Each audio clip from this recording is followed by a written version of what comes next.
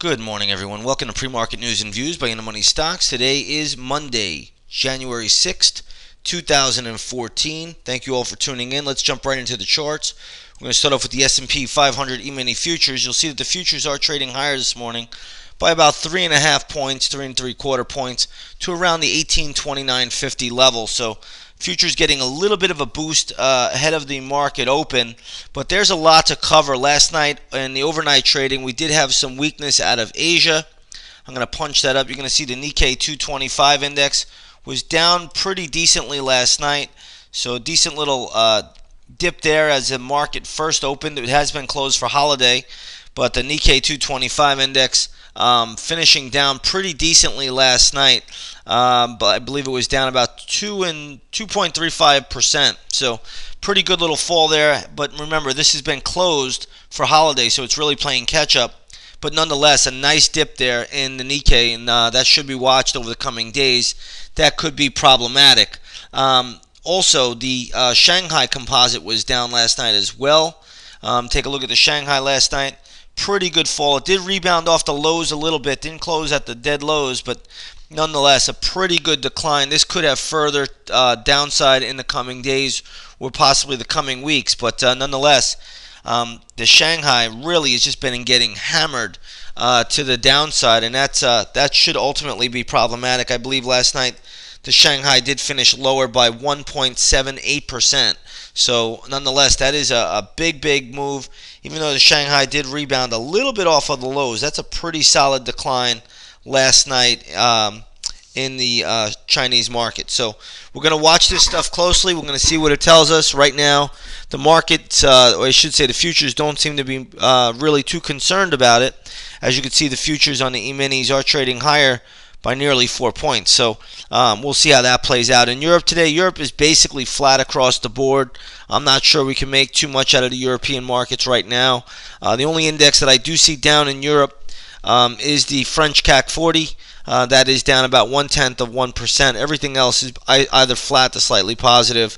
The London FTSE, remember England can print their own money, that is higher by about 0.1% as well. So I'm not sure we can make too much out of it. Looking at some stocks in the news today, we're going to start off with Twitter, ticker symbol TWTR. TWTR, let's get that in there. Twitter is getting hammered today to the downside. You can see here, let's just get rid of this line. But you can see that the stock is trading all the way down to $64.85. Right now, when I look at Twitter, I have to say that it's a little bit tough to find a real decent level. The only level I'm seeing for the stock that really looks attractive to me would be around $50. I know we're not even close to that. So right now, it's probably going to just trade in a range, but it's going to be a good day trading vehicle for the time being.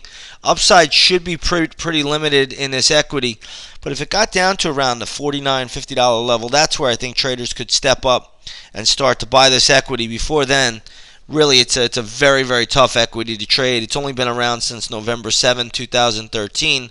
So again, I don't see a whole lot here for Twitter that looks worthwhile at the moment, but the stock is down decently. You should note that. And in my opinion, if the market starts to give way, it has further downside to go. So be careful with Twitter. Another stock I'm watching today will be First Solar. This stock has been is getting hit this morning pretty decently. It closed at around $57.80. It's currently trading at $54.20. A level that I see that looks interesting for Twitter would be $50.75. Now, this is a purely mathematical number, but around that level, 50-50, 50-75, that looks like a spot where where First Solar could be played. So again, let this go lower. This may sell off a little bit more. Right now, it's down a little bit. It's down about $3 from Friday's close. But only level I really see that looks interesting for Twitter at the moment is around $50.75. Maybe it's $50.50. But either way, there's not much I would do with the equity before then. But if it gets to those levels, I think you could scoop that up at least for a scalp trade, possibly even a swing trade. Let's take a look at Solar City today.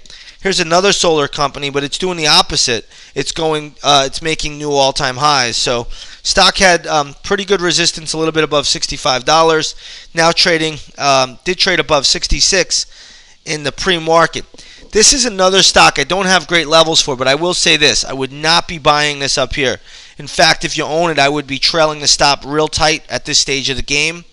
You don't have to sell out, but if you wanted to take profits, there'd be nothing wrong with doing that either. But you just trail your stop loss if you do own it. I would not be owning this stock at this stage of the game. It is a very extended chart, especially on the daily chart right now. And the pattern that it's making, if this thing reverses back underneath the lows from, or the pivot high from November, which was around 65.30, Solar City could be in for some real trouble. So I would not be owning Solar City. The only level that looks attractive on Solar City would be down at $46, and that's a long way from here. So that's probably not going to happen anytime soon. But I would not be a buyer up here at these extended levels. So again, if you do own it, trail your stop loss. That's the best you could do with it. Let's take a look at the gold market today. When we look at the gold market right now, you do have gold trading higher by about $2. Gold has been on a pretty good run over the past week. Let's take a look at the GLD. GLD this morning is trading at 119.72. It closed at 119.29 on Friday. I think gold still has more upside in my opinion. It may need to consolidate a little bit here, but decent action last week in gold, and that may continue again this week. Don't forget, this coming Friday, which I believe is going to be the 10th of January, we will have the U.S. job report. So again, that is on January 10th, which is this coming Friday. So the market's going to be jittery. Gold could be a place, could have a run up until that time. Let's take a look at the oil markets today. We're going to see light sweet crude trading higher by about 18 cents to $94.14 a barrel. We'll go right to the USO, which is a good proxy for light sweet crude. That's trading out at around $33.71. Again, I think this can go down to around 33 and a quarter. That's where oil will, or the USO I should say, will find some short-term support. Really nothing else between here and there. I guess it could, bounce around or so, but ultimately I think this is going to go test that 33 and a quarter level, which is still another 50 cents lower from current price. But that is a spot where oil will probably find, or USO I should say, will probably find some short-term support. All right, so I think we've covered quite a bit today. Again, I want to wish everybody a great trading day. Hope you all had a great weekend, and we'll see you on the charts.